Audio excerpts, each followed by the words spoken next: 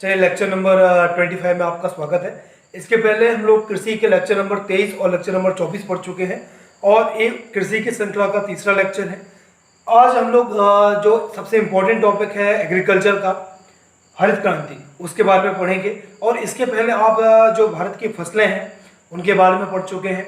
मैंने एक एक फसल के बारे में डिटेल में पढ़ाया था, रबी की फसल, खरीफ की फसल, और जो फसलों की उत्पत्ति के स्थान है उसके बारे में भी हम लोगों ने चर्चा की। तो चलिए आज हम लोग बात करने वाले हैं हरित क्रांति के बारे में। हरित क्रांति, जैसा कि इसका नाम में ही है, इसको इंग्लिश में ग्रीन रेवोल्यूशन बोला जाता है, और हरित मीन्स ग्रीन। तो इससे आप समझ गए होंगे कि ग्रीन जो है वो या किसी न किसी एग्रीकल्चर से या फिर एनवायरनमेंट से इसका रिलेशन है। और साथ में रेवोल्यूशन मतलब होता है किसी भी चीज में एक इंस्टेंट चेंज होना, एक बिल्कुल स्पीड में या सतत लगभग एक एकाएक कोई चेंज हो जाता है, जिसको क्या कहा जाता है, क्रांति कहा जाता है। इसलिए कृषि में जो एकाएक चेंज हुए, एकाएक जो बदलाव हुए, इसको क्या कहा गया, हरित क्रांति कहा गया। तो सबसे पहले मैं इसके बैकग्राउंड से लेके और इसके प्रेजेंट तक मैं आपके लिए डिस्कस करूंगा। तो सबसे पहला पॉइंट है कि स्वतंत्रता के पूर्व अगर देखा जाए तो कृषि जो थी वो क्या थी, जीविकोपार्जन अर्थव्यवस्था थी। जीविकोपार्जन अर्थव्यवस्था का मतलब होता है कि एक ऐसी अर्थव्यवस्था जिसमें किसान सिर्फ अपनी जीविका चला पा रहे थे, बाकी कामों के लिए उन्हें क्या करना पड़ रहा था, कि तो मजदूरी करनी पड़ रही थी या फिर उन्हें कोई दूसरे काम करने पड़ रहे थे। सिर्फ उनका जीविकोपार्जन चलता था, कोई फायदे का सौदा ये नहीं था। और दूसरा क्या हुआ, जब विभाजन हुआ तो लगभग 1/3 सिंचित भूमि कहाँ चली गई, पाकिस्तान में चली गई। आपको पता होगा कि पाकिस्तान में पूरे विश्व का सबसे सघन नहरों का जाल है और सबसे ज्यादा नहरें जो हैं सघन, वो पाकिस्तान में ही है। तो पाकिस्तान में बहुत बड़ा एक सिंचित क्षेत्र था और भारत के और पाकिस्तान के विभाजन के बाद में बहुत बड़ा क्षेत्र पूर्वी पाकिस्तान मतलब बांग्लादेश और साथ में पश्चिमी पाकिस्तान में चला गया। इसके बाद इससे क्या हुआ, खाद्यान्नों की कमी हुई। तो इसमें क्या हुआ, जब खाद्यान्नों की कमी हुई तो इसमें व्यापारिक की जगह कौन सी फसलें उगाई जाने लगी, खाद्यान्न फसलें उगाई जाने लगी। जो कैश क्रॉप होती है, कैश क्रॉप की जगह कौन सी फसलें उगाई जाने लगी, जो फूडेबल, जो खाद्य योग्य फसलें होती हैं वो उगाई जाने लगी। और इसमें क्या किया गया, कृषि की गहनता को बढ़ाया गया। गहनता मीन्स होता है कि जब बहुत कम क्षेत्र में ज़्यादा से ज़्यादा उगाने की कोशिश करते हैं तो उसको कहा जाता है सघनता। और इसके साथ में क्या हो गया, जो कृषि योग्य पड़ती और बंजर भूमि थी उसको क्या किया गया, कृषि भूमि में बदला गया। इसके साथ में इसके बाद क्या हुआ कि प्रारंभ में तो उत्पादन बढ़ा, परंतु 1950 के बाद में उत्पादन क्या हो गया, स्थिर हो गया। तो फिर से खाद्यान्न की कमी होने लगी। तो 1950 के दशक में 2 योजनाएं प्रारंभ की गई। कौन कौन सी, पहली थी कृषि जिला कार्यक्रम और दूसरी थी गहन कृषि क्षेत्र कार्यक्रम प्रारंभ किए गए। और 1960 के दशक में लगातार के मध्य में लगातार भारत में 2 अकाल पड़े, जिसमें कई लोग मारे गए और खाद्यान्नों की बहुत ज्यादा कमी हो गई इसके कारण, जिससे खाद्यान्न संकट हुआ। और खाद्यान्न संकट के कारण भारत में इतना खाद्यान्न नहीं था कि वो अपने लोगों की खाद्यान्न की जो आपूर्ति है उसको पूरा कर सके। तो इसी वजह से क्या करना पड़ा कि जो दूसरे देश है उनसे हम लोगों को इंपोर्ट करना पड़ा, आयात करना पड़ा। लेकिन जो भी देश थे वो अपनी शर्तें थोपते थे, क्योंकि उस समय पूरा विश्व था वो 2 भागों में विभाजित था। एक यूएसएसआर था जिसका प्रमुख जो नेता था वो रूस था, और एक तरफ यूएसए के नेतृत्व में दूसरे राष्ट्र थे अमेरिका के नेतृत्व में, और दोनों के बीच में सतत संघर्ष चल रहा था। वो दोनों राष्ट्र कोशिश कर रहे थे कि विश्व के जितने भी जो नए स्वतंत्र देश हो रहे हैं वो मेरे पक्ष में आ जाए और किसी दूसरे के पक्ष में ना जाए। तो वो कोई भी देश को कुछ भी आप देने से पहले उसके साथ में एक सौदा करते थे कि उसको मेरा सहयोग करना पड़ेगा। भारत के साथ भी कई सौदे की कोशिश की गई। भारत की जमीन को यूएसएसआर के खिलाफ प्रयोग करने की परमिशन मांगी गई। तो इस तरीके से कई भारत पर प्रतिबंध लगाए गए, लेकिन भारत एक गुटनिरपेक्ष देश था, इसलिए भारत ने इन सभी शर्तों को मानने से मना कर दिया। तो काफी ऑस्ट्रेलिया से भी क्यों आया, यूएसए से भी आया, लेकिन यूएसए में क्या हुआ कि एक बार जो कृषि थी उसमें उत्पादन बहुत ज्यादा हुआ, तो मार्केट में उसकी वैल्यू ना गिर जाए उसकी वजह से उन्होंने किसी दूसरे देश को देने की जगह उसको समुद्र में फेंक दिया, लेकिन भारत को नहीं दिया। तो इस समय भारत की स्थिति अत्यंत बिल्कुल बेकार थी। इसी वजह से बहुत जरूरी था कि भारत में कृषि का उत्पादन को बढ़ाया जाए। इसी वजह से उसी समय क्या हुआ कि अमेरिकी कृषि वैज्ञानिक नॉर्मन बोरलॉग ने कृषि के क्षेत्र में नए नए प्रयोग किए। उन्होंने नए बीज खोजे, जो रासायनिक खाद होती थी उनका प्रयोग किया, और साथ में सिंचाई के साधनों का प्रयोग किया, आधुनिक कृषि उपकरण होते थे उनका प्रयोग किया। इसी वजह से नॉर्मन बोरलॉग ने कृषि की उत्पादकता में आश्चर्यजनक रूप से वृद्धि करने में सफलता प्राप्त की और इसी को हरित क्रांति कहा गया। इसलिए पूरे विश्व में हरित क्रांति का जनक किसको माना जाता है?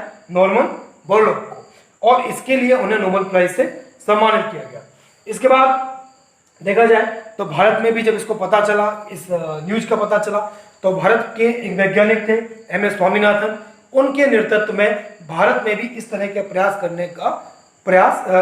करने की कोशिश की गई और एम एस स्वामीनाथन ने यह प्रयास किया भी। इसलिए एम एस स्वामीनाथन को भारत में हरित क्रांति का जनक कहा जाता है। अगर दूसरे शब्द, ये बहुत इंपॉर्टेंट क्वेश्चन है कि विश्व में हरित क्रांति के जनक कौन थे? अमेरिकी वैज्ञानिक नॉर्मन बोरलॉग। अब भारत में हरित क्रांति के जनक थे डॉक्टर एम एस स्वामीनाथन। इससे क्या किया गया कि 1967-68 में भारत के सिंचित क्षेत्र, जैसे सिंचित क्षेत्र जहां पे सिंचाई की पर्याप्त सुविधाएं उपलब्ध थी, वहां पे पंजाब, हरियाणा, पश्चिमी उत्तर प्रदेश, आंध्र प्रदेश, गुजरात, इनमें रासायनिक खाद के साथ साथ उच्च उत्पादकता वाले HYB बीज, HYB का मतलब होता है हाई यील्ड वैरायटी, ऐसी वैरायटी बीजों की जो बहुत ज्यादा उत्पादन देती है। इसके साथ में इन किस्मों में कौन कौन था? जैसे मैक्सिको का गेहूं था और फिलीपींस का चावल था। ये पूरे विश्व में काफी अधिक उत्पादन देने वाली किस्में थी। इसके साथ में क्या किया गया कि आधुनिक कृषि यंत्रों की सहायता से इसमें सघन कृषि की गई, जिससे भारत का जो पश्चिमी और उत्तर पश्चिमी क्षेत्र था वहां पे कृषि की उत्पादकता में बहुत ज्यादा वृद्धि हुई और इस यहाँ से जो अधिक उत्पादन हो रहा था उसको भारत के अन्य राज्यों में सप्लाई करने के बाद वहाँ जो खाद्यान्नों की आपूर्ति में कमी आ रही थी उसको पूरा किया गया और कुछ दिनों बाद भारत खाद्यान्न के मामले में पूरी तरीके से आत्मनिर्भर हो गया और इतना ज़्यादा खाद्यान्न का उत्पादन हुआ कि हम लोग जो आज़ादी के समय भारत के पास खाने के लिए नहीं था, भारत अब इतना आत्मनिर्भर हो गया कि भारत अन्य देशों को खाद्यान्न का निर्यात करने लगा। इसी को भारत में हरित क्रांति कहा गया। तो आपको याद रखना है कि भारत में किन किन क्षेत्रों में हरित क्रांति लाई गई, कब लाई गई? 67 से 68 में, और लाने वाले कौन थे? Doctor M S Swaminathan. इसके बाद भारत में कृषि विकास में क्षेत्रीय असमानता बढ़ गई। क्षेत्रीय असमानता का मतलब था कि भारत के ये जो राज्य हैं, पंजाब, हरियाणा, पश्चिमी उत्तर प्रदेश, आंध्र प्रदेश और गुजरात, यहाँ पे कृषि का बहुत ज्यादा विकास हो गया और भारत के अन्य भागों में कृषि का विकास नहीं हो पाया, जिसकी वजह से इन भागों में कृषि के विकास में असमानता बढ़ी और साथ साथ में आर्थिक असमानता भी बढ़ी। तो सरकार का दायित्व था कि इस असमानता को भी दूर किया जाए। लेकिन हरित क्रांति का जो सबसे ज्यादा प्रभाव पड़ा था वो गेहूं पे, उसके बाद जो प्रभाव पड़ा था वो चावल पे पड़ा था। तो गेहूं चावल से सब खाद्यान्नों की आपूर्ति नहीं हो सकती थी, इसके अलावा अन्य जो खाद्यान्न थे उनकी भी आवश्यकता थी। इसी के लिए भारत में 1983-84 में द्वितीय हरित क्रांति की शुरुआत की गई और इसी वजह से जो अन्य खाद्यान्न फसलें हैं उनके लिए भी इसी तरीके के प्रयास किए गए। साथ साथ जो हरित क्रांति के जो प्रयास थे जो भारत के उत्तर पश्चिमी राज्यों में किए गए थे और भारत के मध्य, पूर्वी और बाकी अन्य राज्यों में उनको फैलाने का प्रयास किया गया, जिससे जो आर्थिक असमानता और कृषि के विकास में जो असमानता है उसको दूर किया जा सके और भारत के सभी भागों में पर्याप्त विकास हो। इसी वजह से हरित क्रांति का फैलाव जो था भारत के अन्य भागों में भी किया गया। हम लोगों ने हरित क्रांति के बारे में पढ़ लिया है। तो हरित क्रांति के कुछ अच्छे प्रभाव भी हुए, सकारात्मक प्रभाव हुए, कुछ नकारात्मक प्रभाव हुए। सकारात्मक प्रभाव में ये हुआ कि भारत में जो खाद्यान्नों का उत्पादन था वो बढ़ गया और साथ साथ में भारत जो दूसरे देशों पर खाद्यान्न के लिए निर्भर था वो भी निर्भरता भी क्या हो गई? खत्म हो गई। भारत के विभिन्न राज्य थे जहाँ पे किसी राज्य में खाद्यान्नों का अधिक उत्पादन होता था, किसी में कम होता था। तो जहाँ से अधिक उत्पादन होता था वहाँ से खाद्यान्नों को जहाँ कम होता था वहाँ पे क्या किया गया? ट्रांसफर किया गया। इसके अलावा जो पब्लिक डिस्ट्रीब्यूशन सिस्टम होता है, जन वितरण प्रणाली होती है, उससे गरीबों को कम से कम रेट पर या लगभग मुफ्त अनाज प्रदान किया गया, जिससे उनका पोषण स्तर भी बढ़ा और पोषण स्तर के साथ साथ लोगों का जीवन स्तर भी सुधारा गया। तो और नकारात्मक प्रभाव ये रहा कि उसमें क्षेत्रीय विकास की जो क्षेत्रीय असमानता थी वो बहुत ज़्यादा बढ़ गई। जहाँ हरित क्रांति प्रारंभ की गई वो राज्य जो थे वो विकास में आगे निकल गए और बाकी राज्य क्या रह गए? पीछे रह गए। इससे क्षेत्रीय विकास की असमानता भी बढ़ी। कृषि विकास की भी असमानता बढ़ी। साथ साथ कुछ ऐसे क्षेत्र थे जो उस फसल के लायक नहीं थी जो वहाँ पे बोई गई। जैसे पंजाब और हरियाणा का उदाहरण लिया जाए तो वहाँ पे चावल उत्पादित किए गए, जबकि पंजाब और हरियाणा जो है वो अर्ध शुष्क क्षेत्र में आता है। लेकिन वहाँ पे जो जल परियोजनाएं थी उनके विकास के कारण वहाँ पे पानी की पर्याप्त आपूर्ति थी।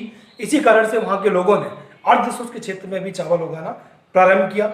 और पानी की कमी जब सिंचाई के साथ उन साधनों से पूरी नहीं हुई तो उन्होंने भूमिगत जल का प्रयोग किया। वहाँ पे जो आधुनिक मोटर थी, इलेक्ट्रिक मोटर थी, उनका प्रयोग किया गया। कई फीट नीचे से पानी को निकाला गया, जिससे क्या हुआ, भूजल स्तर बहुत नीचे गिर गया। दूसरी बात ये रही कि वहाँ पे अधिक मात्रा में रासायनिक कीटनाशकों का और हाइब्रिड बीज थे उनका प्रयोग किया गया। इससे वहाँ की जो भूमि थी वो जहरीली हो गई और उसकी उत्पादकता काफ़ी हद तक घट गई। और फिर जब अगली बार फसल बोई गई तो उसी लेवल की उत्पादकता के लिए और ज़्यादा कीटनाशकों और खादों का प्रयोग किया गया, जिससे भूमि की जो गुणवत्ता थी वो दिन पर दिन गिरती जा रही है। हरित क्रांति से ये सारी समस्याएं पैदा हुई। हरित क्रांति के अलावा और सारी भी क्रांतियां उसके बाद की गई जो हम लोग पढ़ेंगे। तो ये आप देख रहे होंगे, ये भारत में अन्य क्रांतियां हैं और इनके नाम याद करने का सबसे अच्छा तरीका है कि आप उसको समझ के याद करें। अगर उसके नाम में ही उसका वो छुपा हुआ है, जैसे हरित क्रांति है तो हरित क्रांति, हरा क्या होता है, फसलें हरी होती हैं, इसी वजह से खाद्यान्नों से जुड़ा हुआ है। इसके बाद श्वेत क्रांति, श्वेत क्या होता है, दूध होता है, तो दुग्ध उत्पादन से श्वेत क्रांति संबंधित है। इसके बाद आती है नीली क्रांति। नीली क्रांति मीन्स होता है, नीला जो होता है समुद्र होता है और समुद्र में मछलियां होती हैं, तो मत्स्य उत्पादन से क्या जुड़ा था, नीली क्रांति। इसके बाद आई भूरी क्रांति। भूरी क्रांति जो उर्वरक क्या होता है, भूरा होता है। खासकर आप गोबर को याद कर लें तो गोबर कैसा होता है, भूरा कलर का होता है। इसलिए जो उर्वरक भूरी क्रांति है वो किससे जुड़ी हुई है, उर्वरक से। रजत क्रांति, रजत मीन्स होता है चांदी, तो चांदी जैसे कलर का क्या होता है, अंडा होता है। इसलिए जो अंडा उत्पादन से जुड़ी हुई क्रांति थी वो कौन सी थी, रजत क्रांति थी। पीली क्रांति, सरसों क्या होता है, पीला होता है। जितना भी तेल होता है वो क्या होता है, जनरली पीला होता है। इसलिए तिलहन के उत्पादन से जो जुड़ी क्रांति थी वो कौन सी थी, पीली क्रांति थी। इसके बाद आती है कृष्ण क्रांति। कृष्ण क्रांति थी बायोडीजल से। बायोडीजल का जो कलर होता है वो कैसा होता है, काला होता है। कृष्ण मतलब होता है काला, इसलिए बायोडीजल से जुड़ी जो क्रांति थी वो कृष्ण क्रांति थी। इसके बाद लाल क्रांति। लाल क्रांति जुड़ी थी टमाटर के उत्पादन से और साथ साथ में मांस के उत्पादन से भी लाल क्रांति जुड़ी हुई थी। आप जानते हो कि टमाटर कैसा होता है, लाल होता है। इस लाल क्रांति किसके उत्पादन से, टमाटर के उत्पादन से जुड़ी थी। गुलाबी क्रांति झींगा मछली के उत्पादन से। अगर आपने कभी झींगा मछली देखी होगी, जो लगभग केकड़े जैसी होती है, उसमें कई सारे पैर होते हैं और उसका कलर लगभग पिंक होता है, गुलाबी होता है। इसलिए गुलाबी क्रांति किससे जुड़ी थी, झींगा मछली के उत्पादन से। बादामी क्रांति थी मसालों के उत्पादन से। मसाले जो होते हैं बादाम कलर के होते हैं, ऐसा आप याद कर लें, ऐसा मान लें। तो बादामी क्रांति मसालों के उत्पादन से। सुनहरी क्रांति फलों के उत्पादन से। फल खासकर आप सेब याद कर लें तो सेब का कलर कैसा होता है, सुनहरा होता है, गोल्डन होता है। और आम का भी कलर कैसा होता है, सुनहरा होता है। इसलिए सुनहरी क्रांति किससे जुड़ी हुई थी, फलों के उत्पादन से। इसके बाद अमृत क्रांति, जल जो होता है वो अमृत के समान होता है और नदी जोड़ो परियोजनाओं से ये क्रांति जुड़ी हुई थी।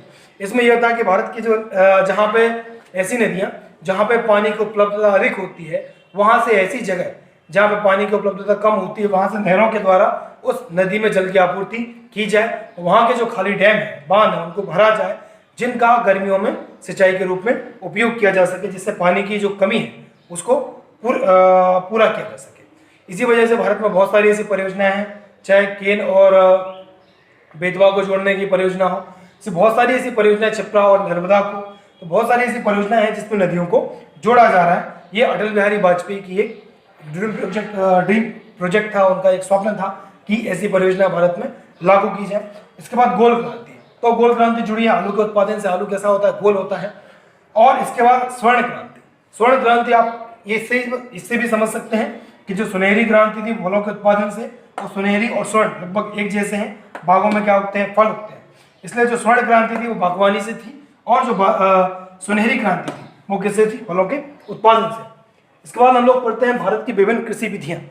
इन कृषि विधियों के द्वारा अलग अलग फसलों का उत्पादन किया जाता है। तो कौन सी फसल की विधि कौन सी है, ये हम लोगों को याद करना है, बहुत इंपॉर्टेंट है। दोनों चीजें एग्जाम में अक्सर इसको पूछा जाता है, 1 या 2 नंबर के क्वेश्चन, इसलिए आपको बहुत अच्छे से इसको याद करना है। सबसे पहला है सेरीकल्चर। सेरीकल्चर जो है वो रेशम के उत्पादन से जुड़ी हुई है। सेरीकल्चर, सेरी और रेशम, इस साथ साथ से आप याद कर सकते हैं कि सेरीकल्चर किससे जुड़ा हुआ है, रेशम के उत्पादन से। सेरी मीन्स सिल्क, जो रेशम होता है उसको इंग्लिश में सिल्क बोला जाता है, इसलिए आप याद रख लें कि सेरी मतलब सिल्क। एपीकल्चर, एपीकल्चर एप जो होती है वो मधुमक्खी होती है, उसी तरीके से एपीकल्चर जो होता है मधुमक्खियों के उत्पादन से संबंधित होता है। इसके बाद पिसीकल्चर, पिसीकल्चर जो होता है, पिस मीन्स फिश, आप ऐसे भी याद कर सकते हैं फिश और फिश। तो पिसीकल्चर जो है वो मत्स्य के या मछलियों के उत्पादन से जुड़ा हुआ है। आप यहाँ भी देख रहे थे कि जो नीली क्रांति थी वो भी मत्स्य उत्पादन से जुड़ी हुई थी, लेकिन ये जो है एक कल्चर है कि इस चीज़ों का उत्पादन कैसे किया जाए। जो पिसीकल्चर होता है उसमें बड़े बड़े टैंक बनाए जाते हैं, उसमें मछलियों का उत्पादन किया जाता है और फिर उनको बड़ा करके उनको बेचा जाता है, तो ये पिसीकल्चर हुआ। इसके बाद फ्लोरिकल्चर है। फ्लोरिकल्चर तो आप समझते होंगे, फ्लावर मीन्स फूल, तो फ्लोरिकल्चर आप आसानी से याद रख सकते हैं कि फूलों के उत्पादन से जुड़ा हुआ है। इसके बाद ये विटीकल्चर, विटीकल्चर है वो अंगूरों की खेती से जुड़ा हुआ है, अंगूरों से बनाई जाती है वाइन, और यहाँ पे विटी और वाइन, तो इससे आप विटीकल्चर से वाइन याद कर लें, वाइन से फिर अंगूर याद कर लें, तो विटीकल्चर किससे जुड़ा हुआ है, अंगूर से। वर्मी कल्चर ये जुड़ा हुआ है केंचुए से। आपको पता होगा कि वर्मी कंपोस्ट एक खाद होती है जो किससे बनाई जाती है, केंचुए से बनाई जाती है, और उसी वर्मी कंपोस्ट का रूप है वर्मी कल्चर। इस वर्मी कल्चर में क्या किया जाता है, केंचुओं को जो सड़ी गली चीजें होती हैं उनको रखा जाता है, टैंक में रखा जाता है, उसमें बहुत सारे एक विशेष प्रजाति के केंचुए छोड़े जाते हैं। वो केंचुए क्या करते हैं, सब चीज़ों को खा के जो बाद में जो अपशिष्ट निकालते हैं शरीर से बाहर, वो हमारी खाद के रूप में उपयोग होता है। उसमें क्या किया जाता है कि उसको थोड़ा सा अलग कर दिया जाता है तो केंचुए से बाहर आ जाते हैं। उसके बाद में फिर उस जो अपशिष्ट होता है उसको एक बहुत ही उत्तम तरह के खाद के रूप में प्रयोग किया जाता है। इसके बाद आता है ओलेरी कल्चर। ओलेरी कल्चर जो होता है वो होता है सब्जियों के उत्पादन से। आप कुछ भी चीज ट्रिक से इसको याद कर लें। इसके बाद आता है हॉर्टिकल्चर। जो हॉर्टिकल्चर होता है वो बागवानी से जुड़ा हुआ है। आपने यहाँ भी पढ़ी एक जो क्रांति पढ़ी थी, स्वर्ण क्रांति, जो बागवानी से जुड़ी हुई थी। और यहाँ पे है जो हॉर्टिकल्चर, हॉर्टिकल्चर को क्या कहा जाता है, बागवानी से जुड़ी हुई एक कला है। इसके बाद होता है एरोपोटिक्स। एयर, एयर मीन्स हवा, और एरोपोटिक्स हवा में पौधों को उगाना। तो इसमें क्या किया जाता है कि बड़े बड़े स्टैंड होते हैं, उनमें हवा में पौधे लटके हुए होते हैं, और उनमें हवा में जो होता है पोषक तत्वों को घोल दिया जाता है, और उनकी जो पौधे की जड़ें होती हैं वो क्या होती हैं, उस हवा से पोषक तत्वों को ग्रहण करती हैं, जिससे मिट्टी की जरूरत नहीं होती। अब ये सोचेंगे इसकी जरूरत क्या है, तो इसकी जरूरत ऐसे क्षेत्रों में होती है जहाँ पे मृदा उपस्थित नहीं है, खासकर अंतरिक्ष में। जो अंतरिक्ष यात्री जाते हैं तो उन्हें कोई अंतरिक्ष यात्री साल भर या साल भर से ज्यादा भी वहां पे रहता है, तो उनके लिए सब्जियों की आपूर्ति कहाँ से हो, ताजी सब्जियों की, तो उसके लिए क्या किया जाता है, एरोपोटिक्स का यूज किया जाता है। तो उसमें ऐसे क्षेत्र में भी वहां पे कृत्रिम वातावरण बनाया जाता है जहां से पौधे की जड़ें जो होती हैं वो हवा से उन पोषक तत्वों को खींच लेती हैं और अपना उत्पादन करती हैं। इसके अलावा एक आता है हाइड्रोपोनिक्स। हाइड्रोपोनिक्स मतलब हाइड्रो मीन्स आप जानते हो कि वाटर होता है, पानी होता है, तो इसमें जल में पौधों को उगाया जाता है। इसको मृदा रहित खेती भी कहा जाता है। तो इसमें क्या किया जाता है कि जनरली या तो रेत जो होती है, रेत में पौधों को गाड़ दिया जाता है, तो उसमें क्या होता है कि पानी में पोषक तत्वों को घोला जाता है जो पोषक तत्व पौधे के लिए जरूरी है, और उसके थ्रू इसको पौधों तक पहुंचाया जाता है। या फिर ऐसा भी किया जाता है कि पानी में पौधों को लगभग डुबोया रखा जाता है, और उससे पौधे की जो जड़ें होती हैं वो क्या करती हैं, उस पोषक तत्वों को खींच लेती हैं। तो इस तरीके से हाइड्रोपोनिक्स एक टेक्निक यूज होती है। और हाइड्रोपोनिक्स उस जगह होती है जहाँ की मृदा गुणवत्ता या तो बहुत कम है या मृदा वहाँ पे नहीं। फसलों की क्रांति के बाद हम लोग ये पढ़ेंगे कि भारत में कौन सा राज्य किस फसल में सबसे ज्यादा आगे है, या किस फसल का कौन सा राज्य सबसे ज्यादा उत्पादन करता है। तो सबसे पहले हम ये पढ़ लेते हैं कि कुल है, कुल फसलों में, कुल खाद्यान्नों में, कुल तिलहन में कौन सा राज्य जो है वो आगे है। सबसे पहला है कि कुल फसल उत्पादन में। अगर कुल फसल उत्पादन में देखा जाए तो यूपी सबसे प्रथम है, दूसरा मध्य प्रदेश और तीसरा पंजाब है। इसके बाद देखा जाए कि कुल दलहन उत्पादन, दलहन मतलब दालें जो होती हैं, कुछ दलहन उत्पादन में देखा जाए तो मध्य प्रदेश प्रथम है। उसके बाद नंबर आता है महाराष्ट्र का, और तीसरे नंबर पर है राजस्थान। कुल तिलहन उत्पादन में देखा जाए तो आपको प्रथम है मध्य प्रदेश, दूसरा राजस्थान और तीसरा महाराष्ट्र है। और अगर कुल मोटा अनाज उत्पादन में देखा जाए तो प्रथम राजस्थान, दूसरा महाराष्ट्र, तीसरा कर्नाटक। आपको मैंने पहले बताया था कि जो मोटा अनाज होता है वो सामान्यतः ऐसी जगह उगाया जाता है जहां पे पानी की बहुत कमी होती है, जहाँ जगह सूखी होती है, पानी की कमी होती है, मिट्टी की गुणवत्ता इतनी अच्छी नहीं होती, वहाँ पर मोटा अनाज आसानी से उगाया जा सकता है। इसी वजह से जो राजस्थान है वो इस मोटे अनाज के उत्पादन में प्रथम है। आपको सबसे इंपॉर्टेंट बात है कि मैक्सिमम जो क्वेश्चन पूछे जाते हैं वो इस फर्स्ट से पूछे जाते हैं, तो आपको जो कुल है उनका फर्स्ट ही याद करने की आवश्यकता है। अगर आप चाहें तो आप इसको दूसरे और तीसरे को चाहे तो याद ना करें। जैसे यहाँ पे है, ये भारत के प्रमुख फसल उत्पादक राज्य है, तो फर्स्ट ही आप याद करें तो भी आपका काम चल जाएगा। फिर भी अगर आप कर सकते हैं तो सेकंड भी आप कर लें। तो फिर से हम लोग रिवीजन कर लेते हैं इसका। कुल फसल उत्पादन में सबसे फर्स्ट उत्तर प्रदेश, कुल दलहन उत्पादन में फर्स्ट मध्य प्रदेश, कुल तिलहन उत्पादन में फर्स्ट मध्य प्रदेश, और कुल मोटे अनाज में जो उत्पादन सबसे ज़्यादा होता है वो होता है राजस्थान में। इसके अलावा अगर भारत की अन्य देशों से तुलना की जाए कृषि के संबंध में, ये बहुत ही इंपॉर्टेंट फैक्ट है आपके एग्जाम के लिए, जिसको आपको सीधा रटना है। जैसे पहला है कि चावल के उत्पादन में भारत का कौन सा स्थान है? सेकंड स्थान है। और फर्स्ट किसका है? चीन का है। और विश्व के 21.7% चावल जो है वो भारत में उगाए जाते हैं। उर्वरक के उत्पादन व उपभोग में भारत की स्थिति कौन सी है? तीसरी है। सबसे पहला है चीन और दूसरा है अमेरिका। इसके बाद पोटेशियम उर्वरक भारत के द्वारा पूरी तरीके से आयात किया जाता है। पोटेशियम उर्वरक का उत्पादन भारत में नहीं किया जाता, इसको आयात किया जाता है। इसके बाद भारत आम, केला, चीकू, नींबू, काजू, काली मिर्च, नारियल, अदरक व हल्दी के उत्पादन में पूरे विश्व में कौन सा स्थान है भारत का? प्रथम है। कौन कौन सा? आम, केला, चीकू, नींबू, काजू, काली मिर्च, नारियल, अदरक और हल्दी। इसके बाद फल और सब्जियों के उत्पादन में देखा जाए तो भारत का जो स्थान है वो कौन सा है? दूसरा। कुल फल और कुल सब्जियां। अब ये नहीं बोल सकती कि इसमें से आम, केला, चीकू, नींबू ये तो फल है, इसमें भारत प्रथम है। नहीं, कुल फल जितने भी फल होते हैं, अगर कुल फलों का उत्पादन देखा जाए तो उस फलों में भारत कौन सा है? उस स्थान में दूसरे स्थान पर है। इसके बाद तंबाकू के उत्पादन और उपभोग में देखा जाए तो भारत कौन से स्थान पर है? तीसरे स्थान पर है। मैंने जितना भी डेटा है उसको इंटरनेट पे अपडेट किया है उसको, अगर इसमें कुछ चेंजेस हुए हैं कुछ रिसेंट ईयर में तो मैंने इसको चेंज किया है।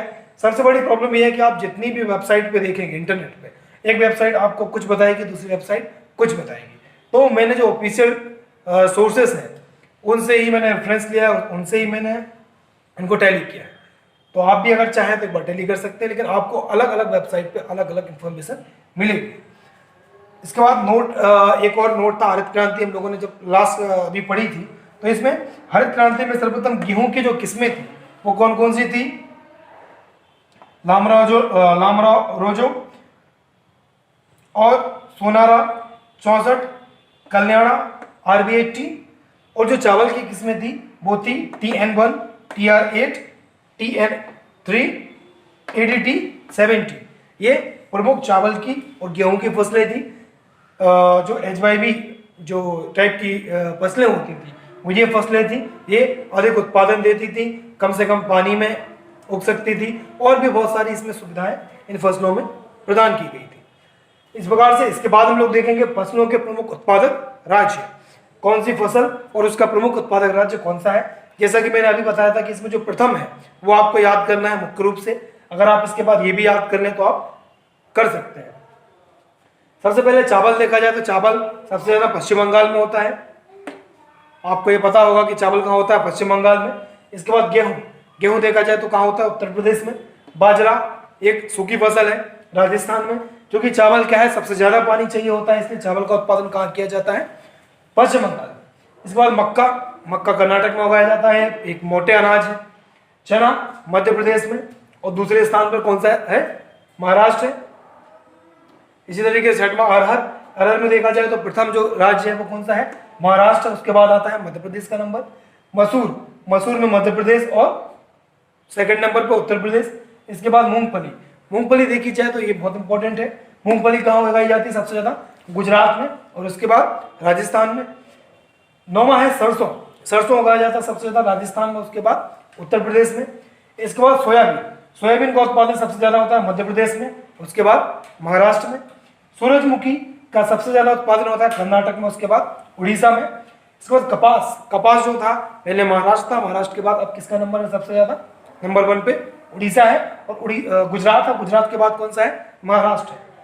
13वें नंबर पे जूट, जूट का उत्पादन पश्चिम बंगाल में होता है, पूरे पश्चिम बंगाल और बांग्लादेश, इसमें मुख्य रूप से जूट पैदा किया जाता है। और इसके बाद बिहार का नंबर आता है।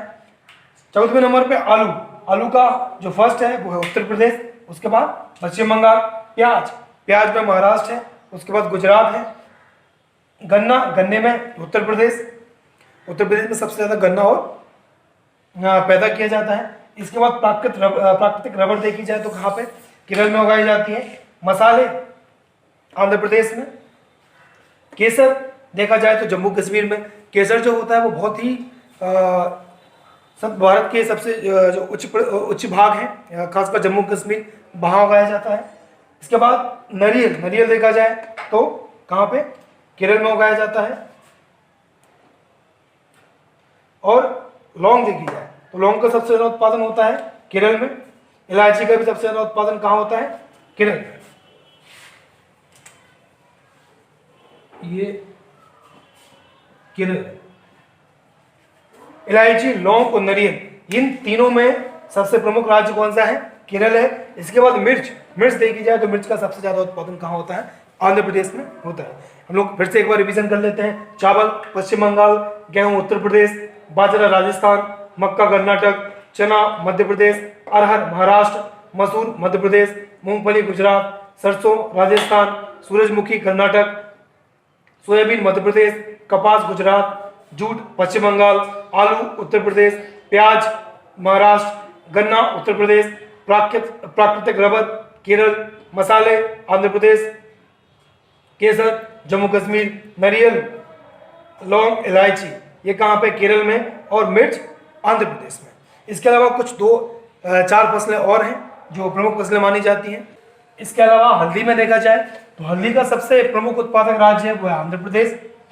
25वें नंबर पे अदरक, अदरक का प्रमुख उत्पादक राज्य है असम। चाय, चाय का प्रमुख उत्पादक राज्य है असम। और कॉफी, कॉफी का प्रमुख उत्पादक राज्य है कर्नाटक। जब हम लोग इन फसलों को पढ़ रहे थे तब हमने एक एक फसल को, जो कुछ प्रमुख फसलें थी उनको डिटेल में पढ़ा, और उसमें मैंने सब चीज बताई थी आपको कि किस प्रकार की मिट्टी इसके लिए आवश्यक होती है, किस प्रकार की जलवायु इसके लिए आवश्यक होती है। तो हम लोगों ने आज कृषि के जो 3 चरणों में जो लेक्चर पूरे किए हैं उसमें लगभग आपका 100% पूरा सिलेबस कवर होता है, और इससे बहुत कम चांस है कि इससे क्वेश्चन बाहर जाएगा। तो इसको आप 2-3 बार पढ़ें, इसका रिवीजन करें, और अगर हम लोग इसके लिए ट्रिक बनाने जाएंगे तो फिर उसको याद करने के लिए कोई दूसरी ट्रिक बनानी पड़ेगी। इसलिए सबसे अच्छा है कि आप जब इसको बार बार पढ़ेंगे तो आपको ऑटोमेटिकली अपने आप याद हो जाएगा, इसको किसी ट्रिक की आवश्यकता नहीं है। और आप खासकर चाहें तो ये भी कर सकते हैं कि उत्तर प्रदेश किस किस में फसलों में प्रमुख है, मध्य प्रदेश किन किन फसलों में प्रमुख है, आप इसको जस्ट उल्टा बना सकते हैं, ऐसा भी बना सकते हैं। या फिर इंडिया का मैप बनाएं, उस मैप में उत्तर प्रदेश पे तीर लगा के, जैसे मान लीजिए उत्तर प्रदेश बनाया आपने, इसमें उत्तर प्रदेश किस किस कौन कौन सी फसलों में प्रमुख है, जैसे गन्ना या जो भी है, तो उसको भी आप लिख लें। इस तरीके से भी बहुत अच्छा तरीका है याद करने का। तो चलिए, उम्मीद है कि ये जानकारी आपके काम में आएगी। जय हिंद।